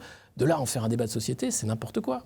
À mes yeux, Encore une fois, je dis ça, je vais passer pour un... Non, mais c'est super intéressant parce qu'en effet, toi, en plus, compte tenu du profil que tu as, parce que, je le rappelais, enfin, n'es peut-être pas, tu te sens peut-être plus que de gauche, mais enfin, tu es plutôt dans l'esprit de pas mal de gens, j'ai envie de dire un gaucho-réac pour moi, enfin en tout cas un mec qui aime bien faire un petit peu de provoque et appuyer là où ça fait mal. Oui. Et donc c'est intéressant parce que justement là aussi les gens ont plus de nuances. Finalement c'est bien de savoir et de voir qu'il peut y avoir des gens qui soient aussi sur ton prisme idéologique, qui ne sont pas forcément, justement évidemment d'extrême droite, mais plutôt, on va dire, d'éducation, enfin en tout cas d'univers culturel, plutôt de sensibilité, on va dire, plutôt, de gauche. De gauche, et on puis peut le dire, finalement, hein, c'est pas comme drôle. à l'opposé, Mais- je pense qu'il y a des homos qui peuvent être Trumpistes, il y a des... Mais bien sûr, Tu bah, vois, c'est bien ça qui est sûr. dingue. Et les Mais- gens se disent non. Mais comme Tu vois, Charlie Kirk, enfin toutes les fake news sur la lapidation des homosexuels, etc., c'est des amis homosexuels de Charlie Kirk qui ont dit on a dîné avec lui la semaine dernière. Il n'a jamais été comme ça. Au contraire, il était dans le fait d'accepter tout le monde et de dire simplement je veux comprendre. Et par contre, la ligne rouge qu'il fixait, c'était effectivement l'endoctrinement des enfants. On n'a pas à faire ensuite de la propagande auprès des enfants. Comme sur le sujet sensible, encore une fois, mais qui ne devrait pas être de l'immigration, c'est pas parce qu'on est contre l'immigration qu'on est oui. contre les immigrés. Voilà. Tu vois. Non, et on C'est ça est contre qui- l'immigration illégale. Voilà, Il et y en a plus- toujours eu des mouvements de population, etc. Aujourd'hui, vous dites, l'extrait qui m'a fait mourir de rire, c'est Schwarzenegger qui est invité dans l'émission de Whoopi Goldberg. Il dit, il a fait un super pitch après la mort de Charlie Kirk. oui, lui aussi. Alors, chez Whoopi Goldberg, tu disais, oui. En fait, il dit, alors oui, l'immigration, il dit, moi, j'ai eu la chance que les États-Unis m'acceptent, je suis arrivé à 21 ans, mais j'ai jamais rien fait d'illégal. Ici, vous êtes un invité, vous n'êtes pas chez vous, donc vous ne faites pas des choses illégales. Et là, tout ce que fait Trump et la politique, c'est de lutter contre des illégaux, enfin des gens qui sont entrés donc sans papier. Alors on peut discuter pourquoi, comment, etc. Mais ensuite, tout ce qui est lié au crime, ensuite de cette immigration. Et là, il n'y a pas photo. Enfin, quand en France, on est capable, et encore, coucou Gérald Darmanin, de laisser en liberté des OQTF qui ont commis des crimes, qui ont été condamnés et qui restent, on a un problème grave, encore une fois. C'est pas normal. Et à l'inverse, quand on est capable de charger les gilets jaunes, alors là, pour le coup, ils sont là, quoi. Ou d'arrêter une pauvre citoyenne qui a mis un post Facebook qui se moquait de Macron. Enfin voilà, c'est... Donc on se moque des gens. On se moque des gens. Et c'est pas d'extrême droite de dire que quelqu'un qui a une obligation de quitter le territoire et qui a commis des crimes ou de l'indélinquance doit partir. On n'a pas à le garder. Cette personne-là, justement, elle ne s'est pas comportée de manière acceptable. Donc il n'y a pas de raison d'être aussi laxiste. Alors, ça, c'était la première partie, on va dire déjà l'entrée en matière de cette émission, parce que tes sujets, c'est évidemment pas que les États-Unis, c'est justement aussi de parler de la crise sociale et de ce verrouillage médiatique. La France est-elle encore une démocratie, selon toi? Alors moi, je vais retourner la question, est-ce que la France a jamais été une démocratie? Parce que c'est encore un gros mot, enfin un grand mot, la démocratie. Ouais. C'est le pouvoir du peuple, par le peuple, pour le peuple, d'accord? C'est arrivé quand? Voilà. Donc, techniquement, on ne peut pas dire qu'on soit une démocratie. On est un régime qui s'approche d'une démocratie représentative, où effectivement, on a une certaine liberté de parole, on a plusieurs nuances politiques, l'extrême droite, l'extrême gauche, le parti unique. Tout ça est en train de se réduire. Hein. Vous aurez compris que tout ce qui était du domaine de l'acquis est en train de devenir du domaine du potentiellement censurable. Et c'est une démocratie, si on veut, à la marge. On va dire que c'est un régime qui permet un statu quo, l'ordre bourgeois, hein, c'est-à-dire vous avez des gens... pour moi, la France, c'est comme 99% des démocraties occidentales, c'est une plutocratie, c'est-à-dire c'est l'argent qui fait le pouvoir. Donc, c'est l'argent qui va faire le candidat, c'est l'argent qui va faire le programme dominant, c'est l'argent qui fait les médias, c'est l'argent... Et donc, ce sont des régimes oligarchiques en réalité, avec des acteurs qui sont payés par les oligarques pour ensuite faire de la politique. Et voilà, vous avez une scène de théâtre, et puis vous avez des personnages, et vous votez pour les personnages, et puis vous y croyez plus ou moins, mais vous n'avez jamais le pouvoir. 2005, je rappelle, quand on vous demande directement une question simple, oui, non, que vous dites non, à la fin, vous avez quand même la soupe au vomi que vous avez refusée. Donc, on n'est pas dans une démocratie, voilà, et on ne l'a jamais été. Mais c'est pas grave, ça ne veut pas dire qu'on est dans une dictature. À l'inverse, tu franchis pas le... Pas du tout, pas du tout. Une dictature, je ne serais pas là pour vous parler. Macron, c'est pas un dictateur. Mais Macron n'est pas un dictateur. Macron sera un dictateur du jour où vous aurez des personnes qui iront en prison pour leurs opinions et qui n'en ressortiront pas, ou qui vont disparaître. Aujourd'hui, vous allez en prison pour vos opinions, ça oui, mais vous en ressortez. Vous pouvez quand même prendre la parole, vous pouvez quand même, voilà, vous avez quand même une possibilité d'existence. Je suis d'accord avec toi là. Oui, bah, j'espère. Parce qu'on ne peut pas dire que la mais France là, on va est une nous dire, dictature. non, mais vous êtes, Non. voilà, tu sais qu'on va se faire lyncher là en commentaire en disant ça. Mais c'est vrai que Non, Macron. on peut encore dénoncer. Non, mais Macron, attends. C'est qu'on est encore, Mais bien sûr. Et je l'ai fait. tant soit peu, en démocratie. Quoi. Voilà, et que pas les opposants, voilà, qu'il y ait une certaine liberté de parole de plus en plus restreinte. Macron, c'est un autocrate. C'est-à-dire son rêve, c'est d'être Poutine, mais en mieux. C'est-à-dire en pire. Il veut censurer les réseaux sociaux, parce qu'on parle tout le temps de la Russie, etc. Il ne veut pas d'opposition. En gros, c'est je gouverne, fermez vos gueules et on fait comme j'ai dit. Enfin, là, c'est un putsch ce qui est en train de se passer. C'est-à-dire que vous avez Barnier qui jarte, Bayrou qui jarte. À la fin, c'est Macron qu'on veut éjecter. Mais il remet. Pas jarter. Tu crois qu'il va jarter, toi? Actuellement, non, parce que les oppositions. Il y a une motion destitution qui va être discutée oui, par la France Insoumise, mais qui n'a aucune chance d'aboutir comme d'habitude, parce qu'on explique que c'est un procédé très. Mais vous avez quelqu'un qui a menti aux Français, vous avez quelqu'un qui a flingué ce pays volontairement, qui a menti sur l'état des finances publiques, qui aujourd'hui est responsable de la faillite, qui a trahi les intérêts nationaux avec Alstom et bien d'autres, qui est à la tête de l'État, et les oppositions font comme si c'était normal. C'est pas normal. Donc si on avait une démocratie représentative qui allait avec le peuple, 70%, voire plus, on est maintenant à 80%, et en vrai je ne sais pas combien, de Français n'en peuvent plus de la politique d'Emmanuel Macron. Donc il ferait tout pour que la voix du peuple soit entendue et que Macron soit destitué. Là, on serait dans une démocratie. Pourquoi on n'est pas dans une démocratie? Parce que Macron fait putsch après putsch, génère le chaos par la réforme des retraites, la façon dont il a... Pour moi, de toute façon, c'était game over en 2018, quand j'ai vu la violence de la répression contre les Gilets jaunes. À partir de ce moment-là, on sait qu'Emmanuel Macron n'est pas démocrate, qu'il a un potentiel autoritaire fort et qu'il est le président de la violence. C'est-à-dire qu'il a volontairement massacré, mutilé des manifestants, dont la plupart étaient pacifistes. Alors, je veux bien que les actes des Gilets jaunes, c'était le bordel, mais ceux qui se sont pris des LBD étaient fixes, discutaient entre eux. Enfin, vous avez les témoignages, c'est édifiant. Et donc, ce président de la violence a été absous ensuite par le système, l'ordre. Oui, mais c'était ça, ou c'était un risque pour la République, vous comprenez. Mais si on est en démocratie, ce qu'il a fait vaut disqualification. Il a été réélu en 2022. Ce qu'il a fait pendant le Covid, ce délire autocrate, dictatorial. Alors là, pour le coup, oui, on rentrait en dictature. C'est-à-dire que vous ne pouviez pas dire ce que vous pensiez réellement de cette crise sanitaire, vous ne pouvez pas dire ce que vous pensiez des vaccins, ni évoquer les effets secondaires graves et les morts des vaccins.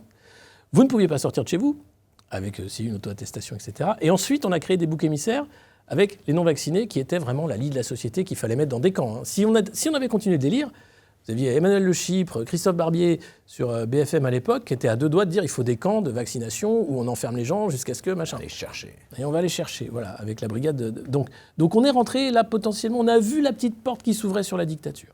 Et on n'était pas nombreux, les résistants. Et j'aime pas m'appeler résistant, parce que c'est pas faire honneur aux vrais résistants qui ont lutté contre les nazis, mais du moins les personnes qui refusaient cet état de fait, de la politique du bouc émissaire, de l'enfermement, de la privation de liberté, du mensonge, et de voir cette mise au pas d'une société, à la fois par les pantoufles, c'est-à-dire les gens qui s'y intéressent pas, qui vont obéir, qui s'en foutent, et par ceux qui... Puis il y a la fermeture d'RT. Oui, alors ça, on peut en parler aussi. Et ceux qui, par pure perversité, étaient heureux de trouver des boucs émissaires. Et pour une fois que ce n'était pas les Arabes, ça faisait plaisir. Tu vois, on se dit, tiens, on va faire chier les non-vaccinés. Allez. Et de voir cette porte ouverte sur la dictature, et de voir le peu de gens qui refusaient cet état de fait, ça dit tout d'une société. C'est-à-dire que demain, oui, la France peut devenir une dictature, avec n'importe qui. Il suffira de trouver un thème, une guerre mondiale, un article D'ailleurs, 16. pardon, mais tous les médias qui étaient à l'époque défenseurs des Gilets jaunes, ils ont été soit fermés, soit particulièrement édulcorés. Ah mais tous les médias, bien sûr, Sud Radio, RT, évidemment, RT supprimé, chaîne de propagande, Sud Radio Macron, a été totalement dénaturé, volontairement, Et après, vous avez une censure. Enfin, moi, j'étais invité sur les mainstream. Hein. Je faisais le 28 minutes d'Arte. Ouais, tu l'as payé. Mais bien sûr, j'ai été tège. Je bossais pour les Russes. Et en plus, j'étais très critique de la politique sanitaire. Ah, mais qu'est-ce que tu veux mais je m'en fous. Je peux me regarder dans la glace. Et je pense que j'avais raison. Et j'ai toujours raison. Enfin, pas en général, mais par rapport à ce qui s'est passé à ce moment-là, c'est un scandale. Et tu regrettes pas. Et moi, j'en veux par contre à l'ensemble de ceux qui ont fait semblant de découvrir longtemps après qu'ils auraient peut-être dû faire leur boulot de journaliste et effectivement dire qu'il y avait des morts du vaccin, que c'était pas très bien. Tous ces gens-là qui, 3 ans après, se trouvent résistants de la dernière heure, stop, quoi. Alors, ils ont sauvé leur cul, c'est bien, ils ont un beau salaire, et ils ont un poste de responsabilité dans des médias, c'est merveilleux, mais franchement, c'est pas ça être journaliste. Il y avait ce week-end les assises de la souveraineté justement à Arras, le week-end dernier, pardon. Justement, on a beaucoup débattu, il y avait une grande conférence sur justement le thème de la liberté d'expression et cet affrontement entre les médias dits mainstream et ces médias dits alternatifs, mais quoique à un moment les appellations vont peut-être s'inverser. Oui, je pense. Toi, tu es une des figures les plus populaires de ces médias dits alternatifs. Ça dit quoi là aussi, cette fracture qui est complètement béante entre d'un côté ces médias mainstream où il y a de temps en temps des petites fulgurances, je pense à CNews, mais bon, il y en a vraiment, voilà, c'est à compter sur les doigts d'une main. Oui, c'est... Bah, en fait, ça fait partie de la plutocratie, enfin, de ce système oligarchique. C'est-à-dire que si vous jouez le jeu de la sphère politico-médiatique, vous êtes un acteur. Donc vous êtes soit un acteur politique, soit un acteur médiatique. Donc vous allez de temps en temps animer des débats avec des lignes rouges. Hein, donc c'est toujours les mêmes. Hein, c'est oui, mais vous condamnez le Hamas. Oui, mais machin, etc. Donc c'est toujours la même chose. Aujourd'hui, c'est sur le débat Israël-Palestine. Entre autres, hein, mais on va pas. C'est un autre sujet. Mais ce que je veux dire, c'est que, vous voyez, c'est tout le temps un discours, avec quelques nuances, mais un discours. Il suffit de voir. C'est intéressant parce que cette émission est diffusée la veille de la reconnaissance de la Palestine, justement, à New York. On va voir, mais là, ça va être un moment d'hypocrisie merveilleux. C'est-à-dire qu'en réalité, tout le monde soutient Netanyahou, il n'y a pas de sanctions, et on fait semblant de dire c'est très mal ce qu'ils font. Le plan est affiché, on va raser Gaza, on va faire un complexe hôtelier. Ouais. Je veux dire, en Israël, mais tout le monde ne soutient plus Netanyahou sur le plan international. Sur le plan international, je n'ai pas vu de sanctions, je n'ai pas vu d'avancées majeures. Et en réalité, à part des condamnations du bout des lèvres, voilà, il n'y aura pas de solution à 2 États si on continue comme ça. Et voilà. Mais pour revenir au sujet, parce qu'on pourra en parler tout à l'heure si tu veux, mais là on était sur les mainstream, enfin sur le fait de dire que voilà, la sphère politico-médiatique, elle existe parce que chacun joue son rôle. Léa Salamé aux 20h, c'est vraiment, on est en train de ça t'a choqué, ça ? Bien sûr, c'est la Corée du Nord. Enfin, c'est dingue. C'est-à-dire qu'on a la compagne d'un responsable politique qui est en train de se préparer pour l'élection de 2027, qui va donc faire sa campagne, hein, de manière déguisée, mais en choisissant les thèmes, les invités, etc. Et de manière totalement décomplexée. Mais c'est pas normal. C'est-à-dire que, encore une fois, les Français acceptent ça. Mais parce qu'ils n'ont pas les moyens de lutter contre ça. Parce que je ne pense pas que les Français acceptent ça. Donc la seule façon de montrer qu'on n'en veut pas, c'est de faire en sorte que les audiences du 20h de Salamé passent sous la barre du million, qu'elles soient à 800 000 tous les soirs. Là, elle est encore à 3,5 millions à peu près, ce qui est moins que TF1, hein, et plus ça va, plus ça baisse. Mais la seule façon que les Français auraient de dire stop, c'est simplement de faire tomber les audiences de Léa Salamé sous la barre du million. Et là, elle sera obligée de partir. Mais vous avez des gens qui regardent le 20h, ils ne connaissent pas notre existence. Bah voilà, le match est inégal, parce que bien tout sûr. Puissant qu'on puisse être dans certaines sphères, mais on n'est pas. C'est là où je veux en venir. Chaque matin, et qui est pourtant remarquable, avant qu'elle arrive à concurrencer le grand. C'est là où je veux en venir. C'est-à-dire que moi, c'est. Véronique, évidemment, disant ça. Mais non, mais on est 10 000. Ça devrait être l'inverse. On est 10 000 en direct. Moi, c'est en direct systématiquement sur YouTube, X, énorme, etc. C'est énorme. Hein. C'est déjà énorme. Entre X et YouTube, voilà, on arrive à être 10 000. Mais c'est rien comparé. Chaque matin. Mais c'est rien comparé. Et moi, tout maintenant, le bâton de pèlerin que je veux avoir et que tu as aussi, ça fait longtemps qu'on est dans la sphère indépendante. Sur X, voilà, ça. Non, c'est de dire on doit essayer justement de faire cette bataille de l'audience. Et ça vaut pour le camp souverainiste. C'est-à-dire que tant qu'on n'aura pas la masse suffisante pour peser sur le débat et pas être simplement de gentils bouffons pour les Mendès France et tous ceux qui font partie de la bulle politico-médiatique, alors on peut continuer. Certes, ça rassure parce qu'on n'est pas seul, on est quand même nombreux, mais on n'a pas la capacité suffisante de dire on va changer le débat. Un très bon exemple de reciter encore nos amis de Conspiracy Watch, parce que, évidemment, ce qui est hallucinant, c'est que ces gens-là sont rien du tout par rapport à nous en termes d'influence. Mais ils font zéro audience. Ouais, mais ils ont malgré tout, c'est pour ça ils ont le pouvoir. Quand je parle d'eux, évidemment, on s'en contrefou. Je suis même en procès avec eux, c'est de dire. Mais bon, mais ils ont une influence. Mais c'était bon ce que tu avais fait sur le. Ouais, bah, c'est des générique.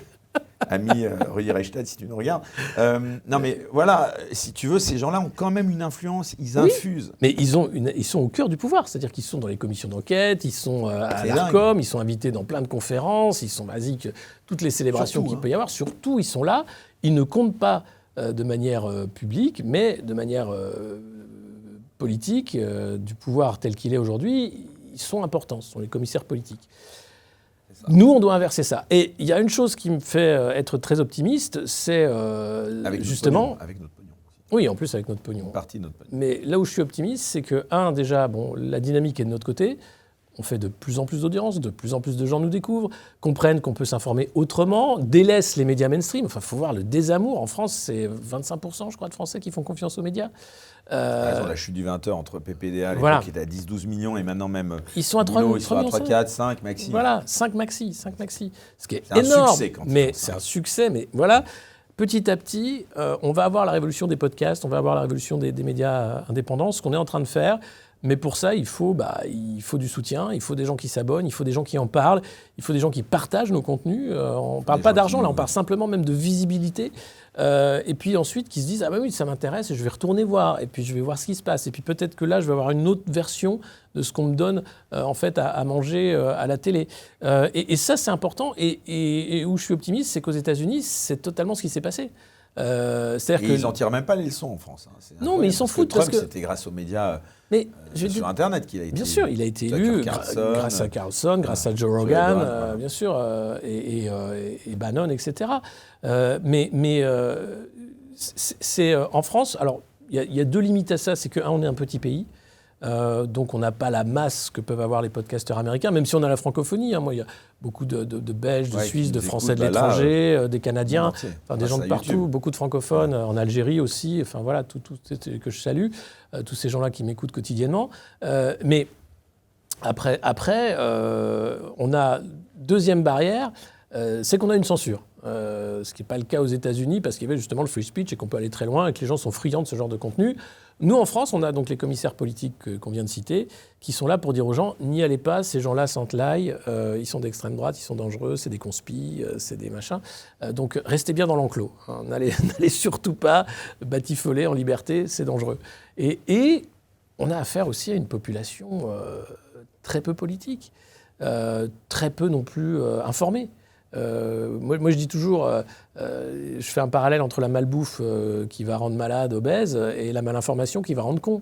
Et on n'est pas dans la désinformation, on est dans la malinformation. C'est-à-dire qu'un JT de TF1 ou de France 2, c'est des thèmes qui sont choisis et qui sont vraiment limites pour dire aux gens, voilà, c'est ça qu'il faut penser. Vous avez un peu de propagande pour Macron, un peu de propagande pour la guerre, un peu de trucs sur, oui, la vie chère, mais on peut se démerder. Alors vous êtes pauvre, mais regardez, on peut manger du scotch, c'est pas mal le scotch. Ah ouais, c'est bon.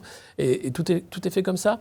Et derrière, vous n'avez pas le sujet sur pourquoi Bruno Le Maire a menti sur l'état des finances françaises, pourquoi on a voulu censurer les effets secondaires des vaccins, Trump, qui est-il vraiment voilà.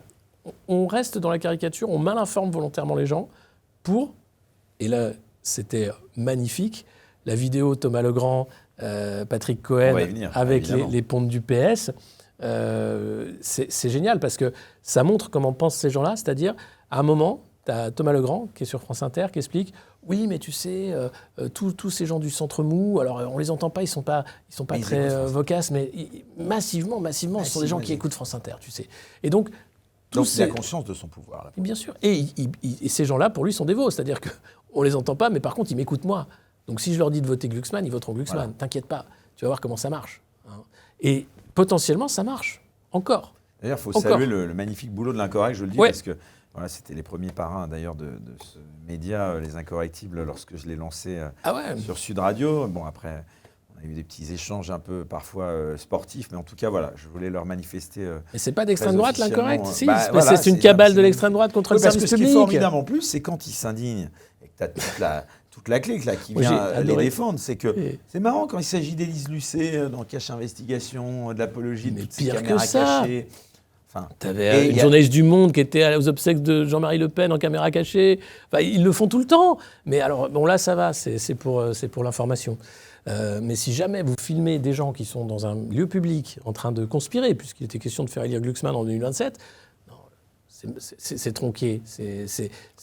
Et alors, la défense de Cohen sur son plateau, hein, dans son émission, sans aucun contradicteur. face à lui-même, avec Face à Anne-Elisabeth les relances Lemoine, écrites qui- pour Anne-Elisabeth Lemoine. qui- Écoutez, Anne-Elisabeth, je crois que... Non, mais c'est magnifique. Ah, mais attends, il a été dédouané par le comité d'éthique. de Bien France sûr, Télévisions. bien sûr. Magnifique. 90% Circuler, y a rien à voir. d'anciens membres du PS. Ouais. Non, mais Ils c'est vont bien. être convoqués c'est à bien. l'ARCOM. Enfin, là, Mais les- tu sais, en France, le Deep State, c'est le PS. Le Parti Socialiste. Toutes les années Mitterrand ont fait que c'est des gens qui sont encore au pouvoir. Tu as eu les bébés Mitterrand, etc. Macron est issu du PS. C'est Hollande qui le fait. Et derrière, tout ce qui est culture, tout ce qui est médias, c'est le PS. Moscovici à la Cour des comptes. Enfin, ils sont partout. Et tu te dis, en fait, ouais, le Deep State a un nom, c'est le PS. Mais attends, après, le pire, c'est que là, il aurait pu y avoir limite un sujet, que ce soit Patrick Cohen qui disait exactement l'inverse quelques années plus tôt, quand il s'agissait de Laurent Wauquiez, tu sais, qui avait été filmé à son insu dans une fac. Bien sûr, bien sûr. En revanche, non, là où il a posé un vrai sujet, bon, bien que là, pour le coup, il n'y a pas photo. Le fond, c'est on monte la lune et il essaye de se défendre en disant de regarder le doigt. Si tu veux, bon, il y avait une tentative claire d'opération totalement oui, scandaleuse. oui, bien sûr. Mais est-ce que ça pose pas la question aussi de savoir, finalement, c'est vrai, bon, est-ce que quand on est dans un cadre comme ça, on parle avec des gens dans un café, est-ce que ça autorise tout? Alors, on peut Écoute, éventuellement poser la c'est question. un lieu Ce qui est public. marrant, c'est qu'on la pose que quand Non, c'est non, dans mais l'autre sens. c'est un lieu public. Après, ces gens-là, moi, j'ai eu la leçon. Hein. J'ai bossé à Bruxelles pendant des années et j'ai fait une soirée bien arrosée sur la place du jeu de balle. Tu vois, il y a un bar, c'est la Marseillaise, où tu bois beaucoup de pastis. Et bien bourré, on faisait bien des blagues foireuses et tout. Puis, et un de mes potes, il fait, tiens, regarde. Je fais, putain, mais c'est moi. Il fait, ouais. Tu vois, on rigole, on est entre nous, mais tu sais pas qui est à table à côté et tout. Et là, ça te met direct un taquet. Et tu dis, ah ouais, c'est pas parce que je suis en public que c'est privé. Bah non, c'est en public. Donc non, t'es en public, tu le sais. Tu joues le jeu. Mais là, j'ai eu ma leçon. Hein. J'aurais pas eu ça à l'époque. C'est dangereux après de prendre la parole en public pensant qu'on n'est pas écouté. C'est-à-dire de se dire, je suis en cercle privé, je fais des blagues. Non, c'est... C'est marrant parce que ça doit être les mêmes, je suppose, qui devaient valider, pourquoi je disais ça, qui devaient valider la prise en compte des écoutes téléphoniques entre Herzog et Sarkozy, qui l'ont fait envoyer... Mais de toute façon, symboliquement Mitterrand qui quand faisait même au écouter trou, tout le monde, qui était totalement parano. Enfin, je veux dire, ça revient à la question, est-ce qu'on est en démocratie? Non. Mais par contre, oui, on est dans un régime totalement gonzo, où les gens sont parano et où quelques oligarques se font la guerre. Et là, tu vois bien que c'est une guerre Bolloré, Arnaud, le service public. Donc c'est quoi? C'est qui est encore un peu derrière la Macronie. Voilà, mais c'est délirant en réalité. Pour revenir à cette semaine donc de heures sociaux, la démocratie, est-ce qu'elle peut survivre selon toi si chaque contestation sociale est traitée comme une insurrection? Parce qu'on a un peu l'impression que c'est ça, quoi. Oui. Il est là à nous dire, voilà, on a envoyé 24 centaures, des véhicules blindés de la gendarmerie, 10 engins lanceurs d'eau. Des drones. 110 drones. Ouais. Moi, ce qui Première m'inquiète fois le depuis les plus... Gilets jaunes, hein, qu'il y Ouais, avait. ouais, non, c'est grave, les drones, parce que c'est des arrêtés préfectoraux, c'est à la limite de la loi, c'est même illégal, et donc ils utilisent de plus en plus pour habituer les populations aussi à cette surveillance. Non, mais en fait, encore une fois, on revient avec le fort avec les faibles, faible avec les forts, c'est-à-dire que l'État, et c'est pour ça que je ne suis pas du tout étatiste, est en train de devenir cette machine à répression, à visée totalitaire, kleptocrate, payer trop d'impôts pour financer une machine qui ensuite, un, vous dit quoi penser, et deux, si vous ne pensez pas comme vous devez penser, va vous maltraiter.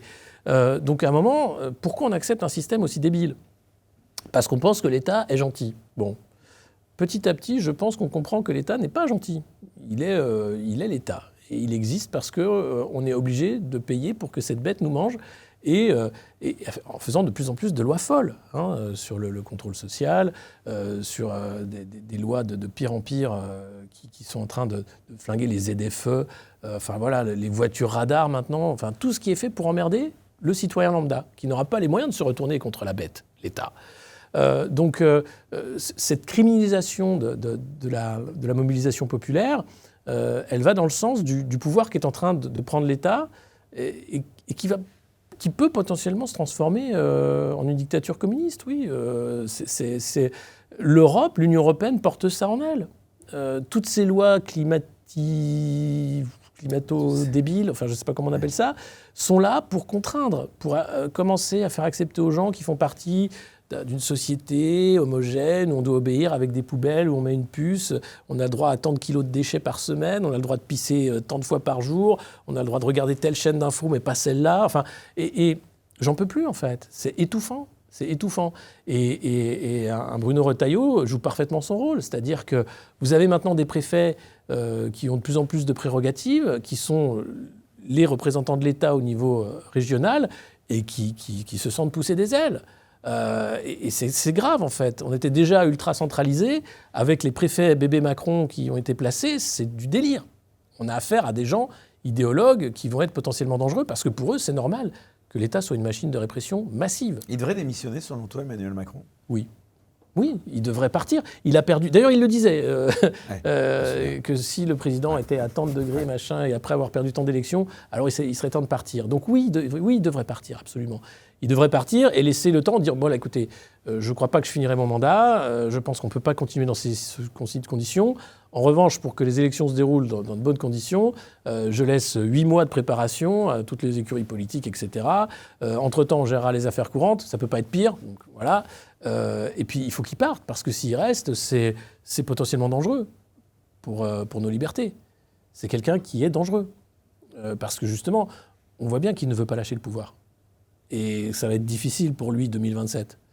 De ne plus être au centre de ces caméras, de toutes ces attentions, d'être l'histrion permanent qui fait des annonces, qui fait peur, puis ensuite qui rassure. Enfin, c'est quelqu'un de dangereux.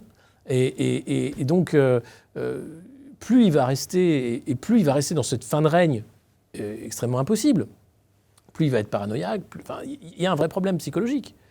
Et c'est pas... c'est normal de le dire. Enfin, on peut parler de la psychologie des dirigeants. On passe notre temps à dire que Poutine est un malade mental, que Xi Jinping, que Trump est un débile. Donc pourquoi Macron ne serait pas un dangereux pervers ? 40 cancers de Poutine. Ouais, voilà. Non, mais, et donc, on est dans un moment très dangereux, je pense, parce que on voit bien qu'il est dans une visée putschiste. Tu crois qu'il est influencé par des gens Oui, mais il écoute BHL et Bellatar. Tu te rappelles ? T'imagines que les conseillers du président ? Non mais, magnifique. Stop. Donc voilà, oui, je pense qu'il... alors il est peu influençable, mais il va prendre des conseils, il va écouter, et puis ensuite il va faire n'importe quoi. Puis je pense que Brigitte aussi a un point important dans la prise de décision. De Brigitte. Qu'est-ce que tu penses de toutes ces histoires autour de Brigitte, là, jusqu'on parlait des États-Unis, mais voilà, avec Candace Owen, ces rumeurs, parce qu'il y a même un procès, alors c'est incroyable. Ouais, ils ont embauché des avocats. D'ailleurs... Les anciens de la CIA. On m'a dit qu'il y avait un procès qui était intenté contre Candace Owens et que ça allait coûter... Mais alors, le tarif horaire des avocats américains, on n'est pas en France. Hein. Ouais, c'est énorme. Genre 50 000 balles l'heure, enfin c'est un truc monumental. Oui, mais bon, de toute façon... Donc, Non, mais la question est de savoir qui paye les frais d'avocat. Ah ben j'espère que c'est les Macron et que c'est pas l'État français. J'espère bien. Hein. Ah, si c'est l'État français, c'est scandaleux et c'est hors de question. J'en ai rien à foutre, en fait. Ouais, peut-être qu'il y a une mise au point là-dessus. Hein. Ah tiens, c'est une bonne question. On va essayer de savoir. Hein ? Parce qu'en plus, le cabinet d'avocats qu'ils ont pris, c'est des anciens barbouzes de la CIA, des commissionnés qui sont vaguement détectives. Enfin, c'est un truc de barbouze. Il y en a pour des frais, mais oui, mais et qui n'iront nulle part, hein, parce que ça sert à rien. Il faudra faire un procès là-bas. Enfin, mais si, ils vont le faire le procès là-bas. Parce que justement, okay. le but, c'est de se dire qu'ils vont se prendre là-bas. Quand tu es condamné pour diffamation, ça rigole pas.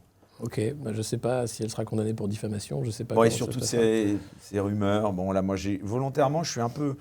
Alors, je réponds aux gens qui me regardent, je n'ai pas de souci à parler de ça. C'est juste que je trouve ça pathétique, si tu veux, de parler de ça, parce que je ne vois pas trop, finalement, si on doit y prêter une grande attention. Si ça... Quel est ton point de vue là-dessus, toi ? Moi, mon point de vue... T'en parles dans tes revues de presse ? Ouais, j'en parle, mais j'en parle... J'en rigole, parce que ça me fait beaucoup rire. Parce qu'en fait, je dis toujours « Jean-Michel Trogneux is a man ! Jean-Michel Trogneux is a man !» Ce qui est vrai, Jean-Michel Trogneux est un homme. Mais quand tu dis ça comme ça, je dis « Oh, mais c'est scandaleux !» Concernant le cas Brigitte Macron, la seule chose qu'il y a à retenir... Bon, Brigitte Macron est une femme pour toi, il n'y a pas de doute là-dessus. Alors, c'est potentiellement une femme, jusqu'à preuve du contraire. Tu trouves qu'elle devrait... Moi, c'est sujet seulement, voilà, plein de fois, on me dit « Ah, mais elle aurait qu'à juste répondre. » Montrer sa chatte ? Non, mais non.